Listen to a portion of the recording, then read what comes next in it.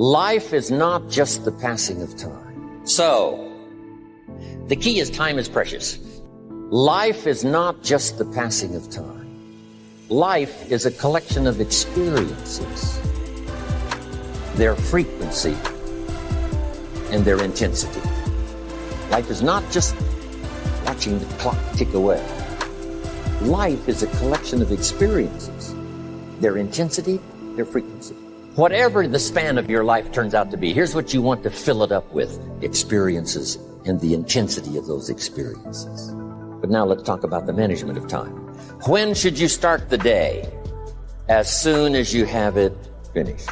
Plan the day the best you can, leaving plenty of room for improvising and surprises and all the stuff that happens during the course of the day. But if you've planned a good, productive day, now you start that day, you can't believe how much more valuable your time will be. Don't start the day until you have it finished. Now here's the next one. Don't start the week until you've had it finished. Now to lay out a week is a pretty good challenge. Next, don't start the month until you have it finished. The places to go and the people to see, and the productivity and the sales and the customers and the development and all the rest of what you want to accomplish during the course of 30 days. Don't start the month till it's finished. And then here's the big one. This is really challenging. Don't start the year until you have it finished. To the best of your ability. It can't be finished like minute by minute. But in terms of the sweep of what you want to accomplish, make sure that that's set and ready to go by the time January 1st rolls around. Now, jot this down. Approaches to the management of time. Here's the first one. Ignore the subject. I mean, that's good advice. Don't let anything overly bug you. Because remember now, you don't have to do anything. Someone says, well, I got to get a handle on my time. The answer is no, you don't. If you want to let it all go, you can let it all go. I mean, this is good advice. Somebody says, you ought, you ought, you ought. Jot this down. Ignore all the you oughts or you should. Only if they're giving general information. We should. It's better to say if you're teaching, we should. Not you should, we should. Then you let me listen in without it being too confrontational. If everyone did this, see, that'd be great. And then you give a person a chance to choose to do it or not to do it. But when you start the you ought, now see if I don't, now see we've got some tension and maybe some problems. So you oughts seem to always create problems. When you're talking to your kids, you say, no, if kids would do this, not always saying if you did this, life would be better. But if kids did this, life would be better. It's like making a little talk and letting them listen in. And then it's a little less confrontation. It gives us a choice. In one of my seminars, here's what I teach. All life forms strive to the max of its potential except human beings. How tall will a tree grow? As tall as it possibly can. You never heard of a tree growing half as high as it could. No, trees don't grow half. A tree drives its roots as deep as it can, reaches as high as it can, produces every leaf it can, every fruit it possibly can. To the max. Every life form strives to the max, except human beings. Now, why not human beings? Jot this down. You've been given the dignity of choice. You're not a robot. You don't have to repeat this year the same as last year. You can tear up last year's plan, develop a new plan. So, the dignity of being a human being. Now, here's the choice on being a human being. To be part of all we were meant to be, or to be all. To strive for all, or half, or part, or some. The choice is up to you. To develop one skill or 10 skills. Someone says, well, I'd be happy with just one more language. Well, some say, hey, I'm going to learn 6 or 7. And this is all a matter of choice. And when someone says, no, you ought to learn 4, you've got to resist all that. Because this is personal dignity. And you don't want to destroy someone's dignity by doing all the oughts, and then they feel reluctant to do it. Now we've got problems. So if you want to, just ignore this subject on time management. Now here's the next one. Step down to something easier. The guy's in sales, and he says, oh, I want to own the company. Finally owns the company. Now he's got no time to play golf. He said, when I was in sales, I was making big money playing golf 3 days a week. Heck with this owning something. Heck with managing. My My life was never my own after I started to manage. I'm going back to sales. See, this is the key. If you're getting too pressed, you might consider stepping down to something with a little easier time pressure. Next key to time management. And that's work longer and harder. But see, there's a limit to that. I almost lost my health the first year. I went so crazy about personal development and achievement. I just went bonkers. You know, I told you I was skinny, but at the end of that first year, I was a walking shadow. And then it suddenly occurred to me, what if I got rich and too ill to spend it? I mean, that was a shocker. So I started, developing a little more reasonable. Because I said, if 12 hours won't do it, I'll work 14. If that won't do it, I'll work 18. I mean, how many hours it takes. And sure enough, it cost me too much. So see, working longer and harder for some might be appropriate. If you're just sitting around not doing that much, this might be good, work longer and harder. But you can only work so hard. Here's the key, not to work harder, but smarter. When you've worked as hard as you can, doing the best you can in terms of physical output in the time, reasonable time. Now here's the ultimate in the management of time, and that is you simply become more skillful. When I first got into sales, I was around people that could get, 9 out of 10, 8 out of 10. And when I first started, I could only get 1 out of 10.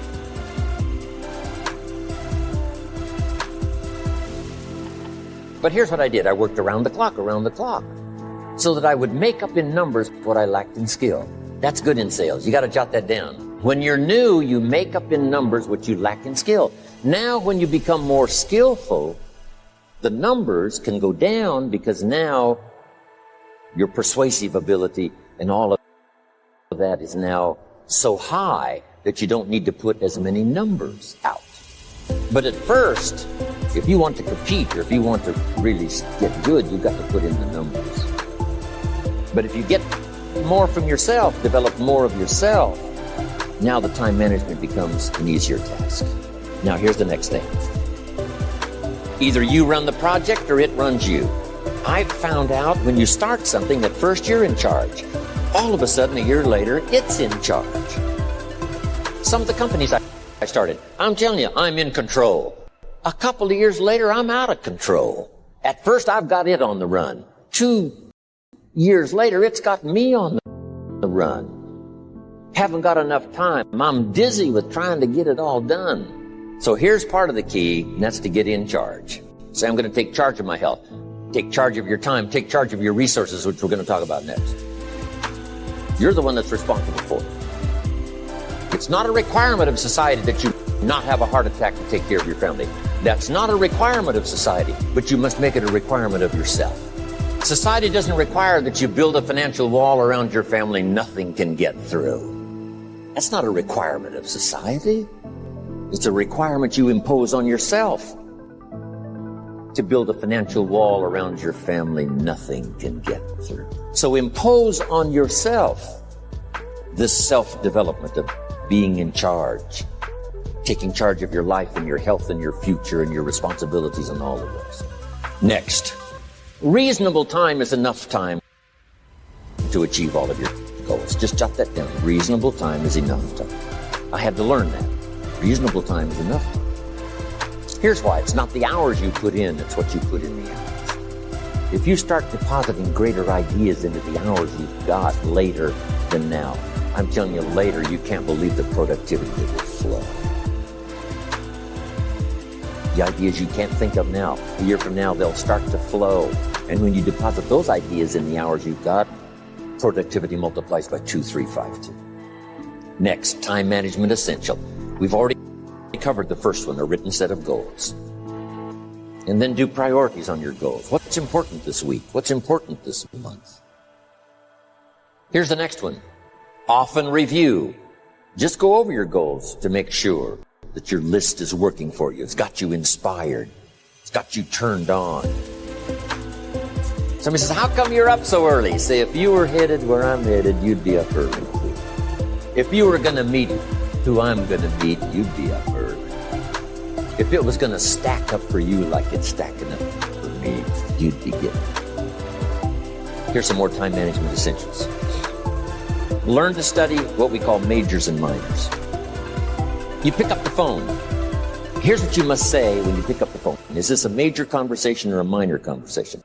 If it's minor, a few pleasantries and you're done. If it's major, maybe you've got to make a few notes. So here's the next one. Important conversations, make an agenda before you make the call. Just jot down a little agenda. It's so easy now to just talk out of your head. Did you ever hear a conversation end like this? Let's see, there was something else. See, you don't look that swift. I can't think of it right now. I'll call you back. See, you look a little incompetent. Let's see, there was something. It escapes me right now. Really? So have you got this now? Make an agenda before you make a call if it's an important call. Now later that saves you all kinds of stuff. So what's major, what's minor? Now here's the key on this. Don't major in minor things. If you take up major time to do minor things, I'm telling you, you'll be behind the curve constantly. Here's what we learn in sales training. What's major time and what's minor time? And if you're in sales and you took a look at a week, you'd say, my gosh, I'm spending 90% of my time on the minor stuff and so little time on the major stuff in the presence of. How many hours in the presence of in my day? How many hours in the presence of during my sales week?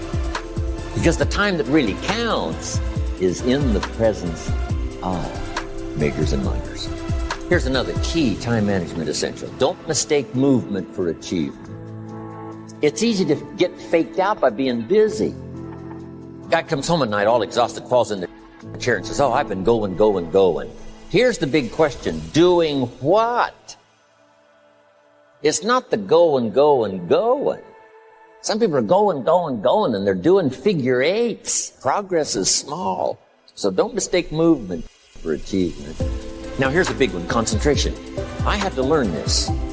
All those years ago, I'm in the shower trying to compose a letter. Found it turns out to be a strange letter. So here's what I learned to do. Save the work till you get to the office. Save the work till you get to the work. Don't try to get to the office on the way to work.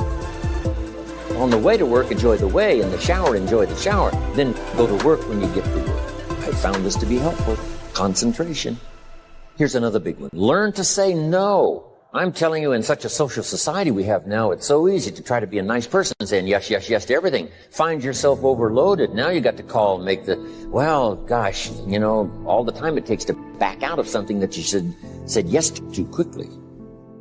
Here's what might be better. I don't think so, but if that changes, I'll call you. Little things you can use not to overcommit yourself. My friend Ron Reynolds says, don't let your mouth overload your back. It's a good one. Now here's a big one on time management. When you work. When you play. Don't mix the two. Don't work at play. I used to take my family to the beach and I would bring my briefcase. I learned not to do that. Or at the beach, I'm saying I should be at the office. Now my family's upset because I'm at the beach and I'm thinking office. Now when I'm at the office, I'm thinking what? I got to get my family to the beach. So things are not going too well at the office because I'm thinking beach, and things are not going too well at the beach because I'm thinking office. Here's what I learned to do. At the beach, be at the beach. At the office, be at the office. When you work. When you play. Don't mix the two. Don't work at play. Now here's one of the most important ones. Don't play at work. Work is too serious. But I'm telling you, you got to be serious about work because you're parting with a piece of your life with the work you do. Your work costs you a piece of your life. Here's what it's called. Serious business. Not grim, not unhappy, but serious. Here's another key phrase. All work is good. You may not like your job, but if it's the stepping stones to get you to where you want to go, you got to appreciate your job. You don't have to have a passion for your job. Here's the ultimate passion. A passion for incredible success in every department of my life. That's the passion. But don't look down on some menial job you have to do to finally get you to where you want to go. No job is menial. No job is not, no, every job is noble.